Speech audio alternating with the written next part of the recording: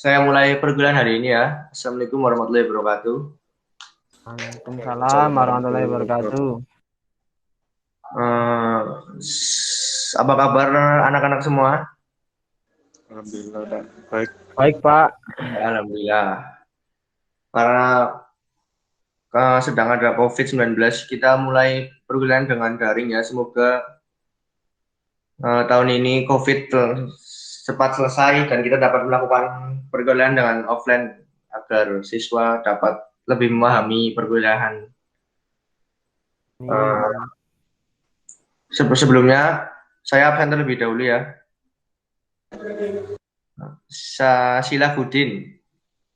Hadir, Pak. Ya, baik. Sahrul Ramadan Adi Prakoso. Hadir, Pak. Ya, baik. Sebelum mulai perkuliahan hari ini, lebih baik, alangkah baiknya kita berdoa sesuai kepercayaan masing-masing. Berdoa dimulai.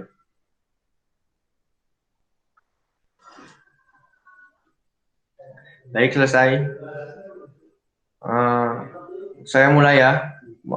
Izin share screen ya, anak-anak.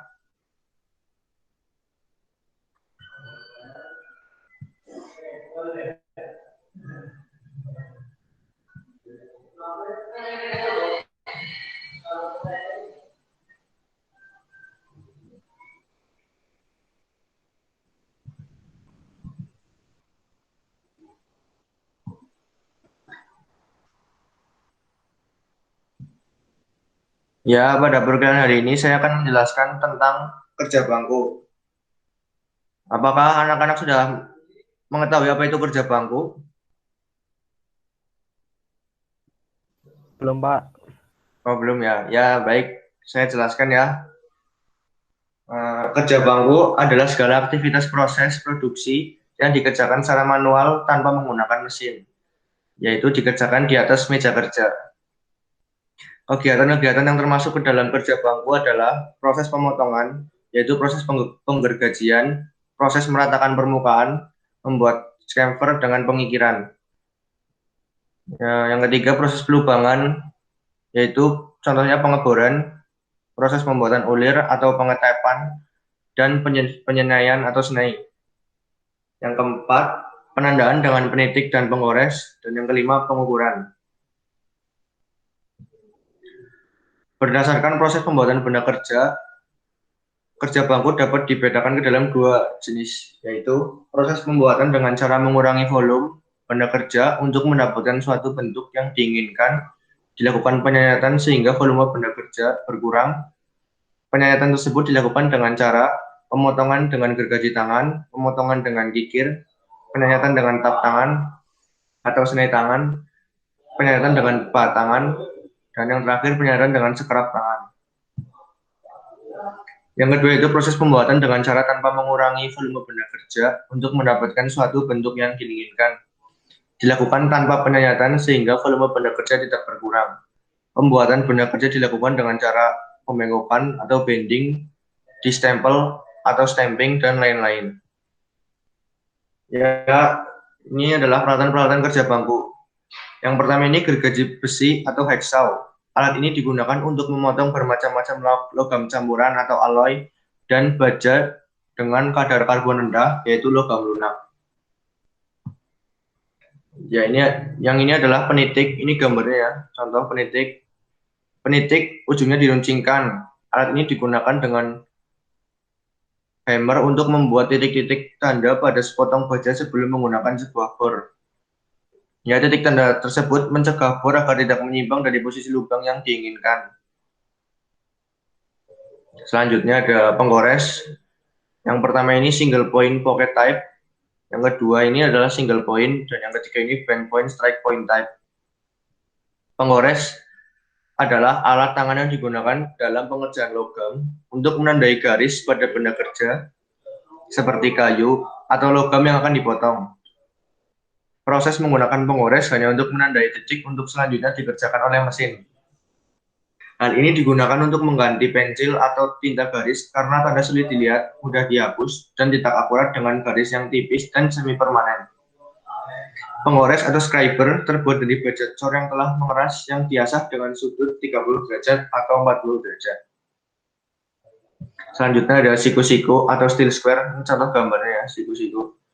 Siku-siku adalah sebuah alat ukur yang terdiri dari badan daun siku, di mana badan lebih tebal dan lebih berat jika dibandingkan dengan daunnya. Hal ini berfungsi untuk ketepatan dan kemantapan pegangan sewaktu digunakan. Fungsi siku-siku yang pertama itu membuat garis sudut.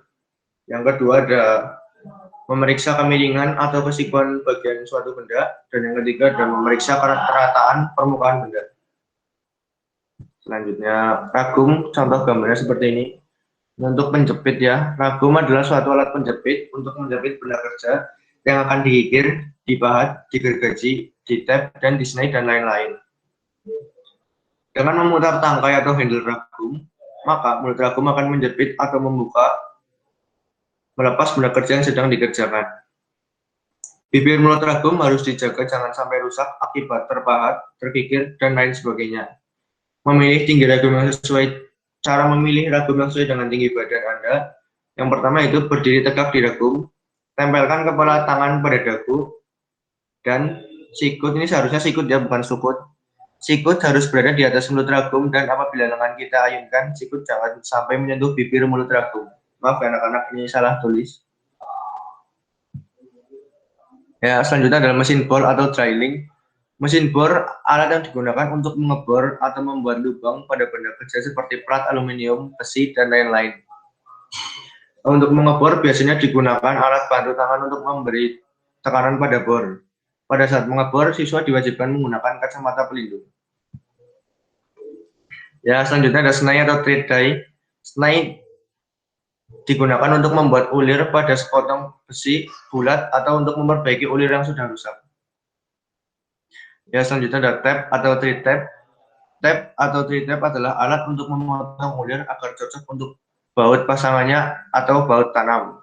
Alat ini dapat digunakan untuk memperbaiki mur, atau alat yang sama yang ulirnya tidak teratur atau cross-threaded. Selanjutnya ada handle snai atau die stock handle. Handle snai, alat ini digunakan untuk menahan thread die dengan kuat agar operator atau mekanik dapat memberikan tekanan yang merata dan luas tidak miring. Ya, ada handle tap atau tap stock handle. Handle tap, alat ini digunakan untuk menahan thread tap dengan kuat untuk memungkinkan mekanik memberikan tekanan yang kuat dan merata pada sistem tuas dan untuk memastikan bahwa sudut cartridge adalah 90 derajat dengan komponen tersebut. Contoh gambarnya seperti ini ya. Yang selanjutnya ada sikat baja atau wire brush. Sikat baja atau bulu-bulu sikat bristle biasanya adalah baja dengan high tensile. Alat ini cocok untuk menghilangkan karbon, bahan gasket yang lama, dan kotoran atau karat dari permukaan logam. Selanjutnya ada pahat atau cold castle. Pahat, sebuah cold castle sangat keras pada cutting end dan lunak pada striking end. Alat ini digunakan untuk memotong rivet head, baut, mur, dan lempengan logam yang ringan. Alat ini bisa digunakan untuk berbagai macam pakaian di mana komponen-komponen yang dipasang terlalu kencang harus dilepaskan. Selanjutnya ada kikir rata dua sisi atau flat double cut file. Kikir rata dua sisi, jenis yang paling umum disebut file buster, yang ideal untuk pemotongan yang cepat. Ini ada gambar dari kikir rata tunggal. Selanjutnya ada kikir rata tunggal. Alat ini digunakan untuk menyelesaikan permukaan pipi secara baik. Selanjutnya ada kikir bulat seperti ini ya, bentuknya bulat. Kikir bulat, alat ini seringkali dinamakan reptile dan mempunyai single cutout pattern. Alat ini umumnya digunakan untuk memperbesar lubang-lubang atau permukaan file bercekung kecil. Yang selanjutnya ada meja perata. Meja perata ini berfungsi untuk menguji kerataan permukaan. Selain itu, meja datar digunakan untuk meletakkan benda kerja serta alat-alat menggambar. Biasanya meja perata atau surface table terbuat dari besi tuang, keramik, atau batu granit. Alat ini dipergunakan sebagai landasan untuk memukul atau meratakan benda kerja yang bengkok. Harus diusahakan agar permukaan meja datar ini tidak rusak atau cacat, dan hasil lukisan atau pekerjaan yang dikerjakan tetap baik. Yang selanjutnya ada bolt cutter. bolt dan batang logam dapat dipotong dengan bolt cutter. Ini contoh gambarnya seperti ini ya. Bolt cutter memiliki handle berukuran panjang dan gerakan double layer yang menghasilkan keuntungan mekanis yang tinggi sehingga memungkinkan bolt dapat dipotong. Selanjutnya ada tab cutter. Tab cutter digunakan untuk memotong pipa kecil, misalnya pipa bahan bakar. Tool ini dipasang pada pipa yang akan dipotong sehingga pipa tertahan di antara cutting disc dan sepasang roller. Tool kemudian diputar di sekeliling pipa dan perlahan-lahan dikencangkan sampai disc memotong pipa. Ya ini karena error seperti ini seharusnya flaring tool ya. Maaf karena tidak terbaca. Ujung dari pipa-pipa berdiameter kecil terkadang harus dimekarkan agar dapat membentuk seal terhadap ujung pipa yang lain yang disambungkan. Flaring tool memiliki lubang yang memungkinkan pipa dari berbagai ukuran dimasukkan di dalam tool tersebut. Sebuah kon kemudian dimasukkan ke bagian ujung pipa sehingga memaksanya mengembang atau melebar. Lubang di dalam tool dibor sedemikian rupa atau countersink sehingga sesuai dengan bentuk kon. Selanjutnya ada belt yang ini belt ya, dan wet punch yang wet punch yang di bawah ini. Belt dan wet punch tersedia dalam satu set ataupun per unit. Tool ini digunakan untuk melubangi material serat, karet, gabes, dan sejenisnya. Gunakan selalu tool ini di atas kayu yang keras. Ya ini gambar dari arbor press ya, untuk mengepres. Selanjutnya ada arbor press memiliki tumpuan vertikal di sisi belakang. Pada bagian atas dipasangkan tuas lurus atau tuas penekan. Tool ini digunakan untuk mendorong satu part ke dalam atau keluar dari part kedua, misalnya untuk mendorong shaft keluar dari gear atau bearing. Ya, keselamatan untuk menggunakan arbor press ya, karena ini peralatan yang besar dan berbahaya. Yang pertama yaitu berhati-hatilah untuk tidak membiarkan part menimpa operator ketika part tersebut didorong keluar oleh arbor press. Pastikan bahwa material ditahan dengan kuat sebelum press bar diturunkan. Dan jangan membiarkan material terjatuh di lantai workshop setelah arbor press bebas. Ya mungkin anak-anak ingin merangkum ya. Ini bisa nanti saya kirim di Google Classroom. Materi-materi ini nanti bisa dirangkum.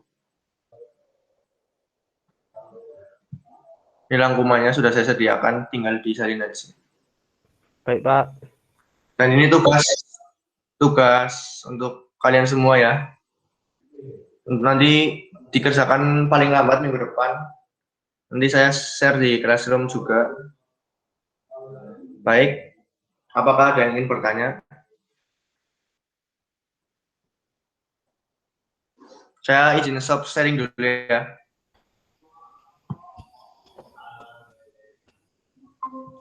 Izin bertanya, Pak. Ya, bagaimana Mas Ilak? Boleh. Apakah pekerjaan apa saja yang contoh pekerjaan apa saja yang bisa dikerjakan di kerja bangku? Proses apa saja yang termasuk dalam pekerjaan kerja bangku, yaitu yang pertama ada mengikir. Mengikir pasti sudah kalian lakukan ya di semester sebelumnya. Dan yang kedua ada memahat, menggergaji, menggambar, dan membuat ulir. Seperti itu Mas Ilak, apakah bisa dipahami? Bisa, Pak. Terima kasih. Oh iya, sama-sama. Sudah puas? Ada yang mau bertanya lagi? Izin tanya, Pak. Ya, bagaimana Mas Sahrul? Untuk keselamatan kerja ketika kerja bangku, apa saja yang diperhatikan, Pak? Oh ya, keselamatan kerja itu penting ya dalam kerja bangku. Contohnya yaitu bisa bekerja dengan hati-hati, pergunakan alat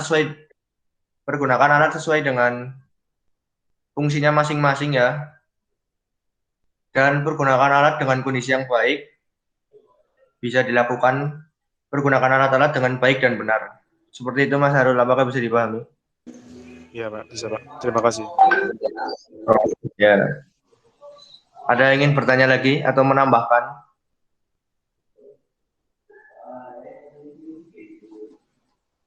Saya kira Tidak cukup. ada. Oh iya ya.